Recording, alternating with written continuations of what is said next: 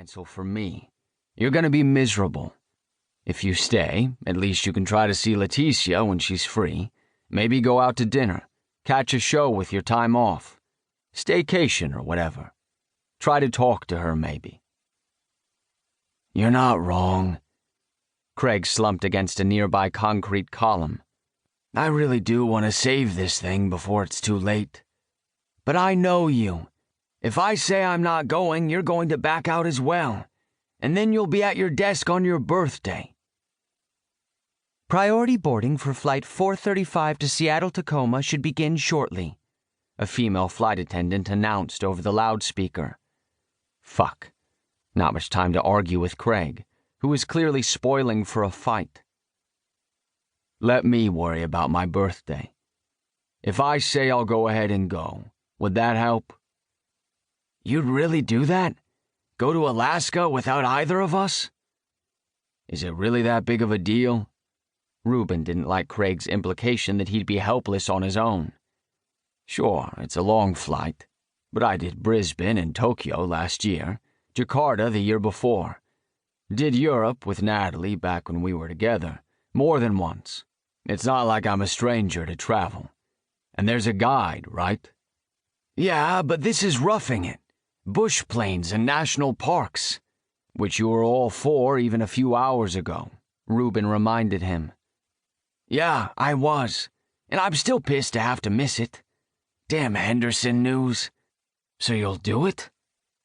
Craig didn't bother to disguise his skeptical once-over, eyes traveling over Reuben's suit and his leather carry-on.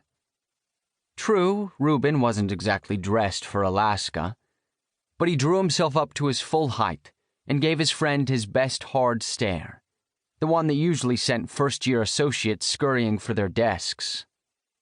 Sure. Now going felt almost like a point of pride. If Craig really thought he wasn't up to the task or would chicken out, something ridiculous, he'd forgotten who Reuben was. One of the most sought-after corporate lawyers in the tri-state region, a fixer with a reputation he'd honed for 25 years now. Partner in a large firm with an impeccable reputation for getting the job done. He didn't shy away from challenges. Sure, he'd rather do almost anything other than fly to Anchorage today, but he was perfectly capable of going, making Vale happy, which might give him an ally in the current management drama at the firm, and proving Craig wrong at the same time. Win-win. Okay, thank you. Craig smiled for the first time since Reuben had shown up, but it was a tentative grin, with none of his usual confidence. Reuben clapped him on the shoulder. I'll handle this. You handle your relationship.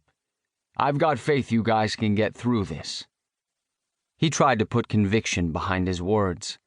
Granted, his own relationship seldom survived his career, but he did believe Craig and Leticia were good for each other. If anyone could make the never-ending work and life balance thing work, it would be them. Yeah, and who knows? Maybe this will be good for you. A nice escape on your own. Tell me you're not bringing work. Just for the flight, Reuben lied. He figured with a string of boring nights ahead of him, he could get through a backlog of document reading as long as he had power. But Craig would scoff at that plan.